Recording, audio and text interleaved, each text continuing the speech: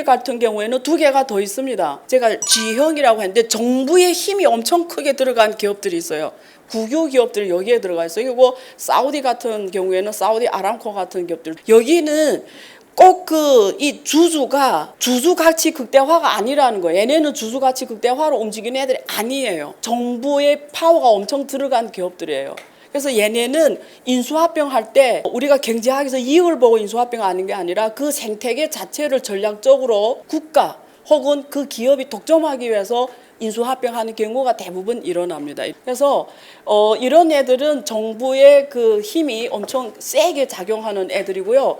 근데 최근에 여기에 있다가 F형이라고 했어요. 저쪽으로 간 기업들이 있어요. 그거는 정부가 전략적 투자자로 있다가 혼합 소유제라고 해서 민간이 시장 경제를 한 기업들입니다. 그게 중국에서 은행 섹터입니다. 이런 애들이 전략적 투자자에서 이제는 재무적 투자자로 변경된 F형에 있는 기업들이 있어요. 얘네들은 대부분 어떤 특징이냐면 저평가가 되어 있습니다.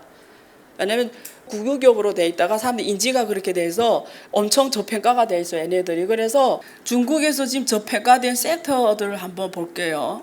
이게 주요 메인 산업별로 우리가 PBR하고 펄을 지금 보여주고 있는데 여기에서 지금 ROE를 일단 먼저 볼게요. 산업 섹터에서 오른쪽 표는 다 5% 이상이고요. 왼쪽은 그 아래입니다. 그래서 이쪽은 좀 낮은 ROE고 저쪽은 좀 높은 ROE입니다. 그럼 저쪽만 볼게요. 그러면 지금 저평가 되냐 고평가 되냐 우리가 PO와 PBR로 볼 수가 있는데 PBR이 1 아래라는 거는 다 팔아도 남는다라는 거 아니에요. 근데 그게 은행이 지금 얼마냐면 0.5입니다. 그러니까 자산을 지금 가격으로 팔아도 사실 50% 남는다는 거 아니에요. 그 정도로 PBR이 지금 0.5로 굉장히 낮은 상황이고요.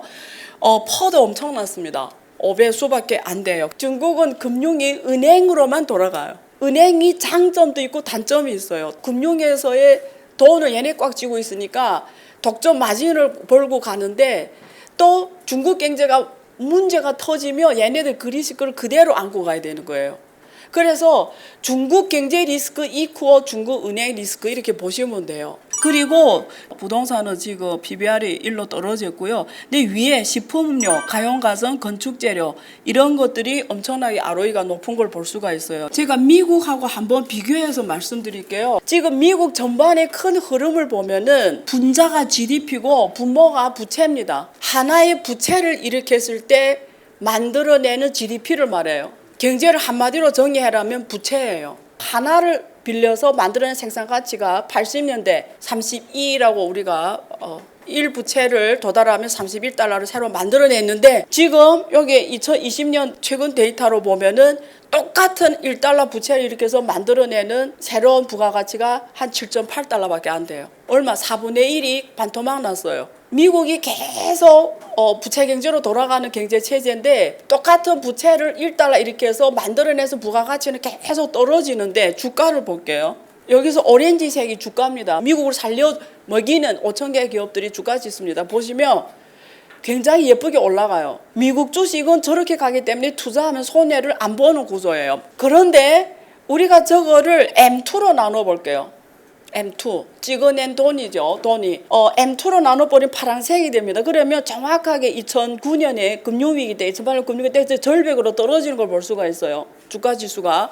그리고 쭉 움직이지 않다가 트럼프가 대통령 되면서 올라갔어요. 요즘에 이렇게 조금 올라가요. 그러니까 무슨 말이냐면 그동안 주가 지수는 예쁘게 올라가는데 저 기간에는 순수하게 찍어낸 돈들이 생산성에 가지 않고 모두 다 금융시장에 갔다는 얘기예요. 그러니까 지금 미국 주식시장이 계속 올라가는 바탕에는 방대한 M2가 돈이 찍어낸 결과다 이렇게 보시면 돼요. 그래서 그 앞으로 그 미국 중국 경제가 결국은 어떻게 되냐는 당연히 이게 한국 경제가 같이 가는 부분이 있기 때문에 이 두 나라 경제를 다 알아야 되는데요. 이걸로 말씀드릴게요. 가장 성장하려면 핵심 요소를 짚고 있습니다. 첫째 아이디어입니다. 원천 기술을 갖고 있어야 된다는 거예요. 뭐 중국이든 뭐 동남아든 어쨌든 수출을 무조건 수출 경제를 갖고 가려면 아이디어를 계속 잘해야 된다. 원천 기술을 계속 갖고 가야 되는 거고요. 그다음에 마지막으로는 투자자 측면에서 그러면 중국 주식하고 미국 주식, 뭐 유럽, 한국 주식 봤을 때 저는 만약에 현명한 투자자면 아까 제가 4가지 좌표계를 만들었잖아요. 이 좌표계에 있는 주식들을 잘 분석을 해서 미중 갈등에 노출돼 이런 전략적 해자 있는 기업들을 우리가 한번 고민할 볼 필요 있다. 이렇게 말씀드리도록 하겠습니다. 제가 사실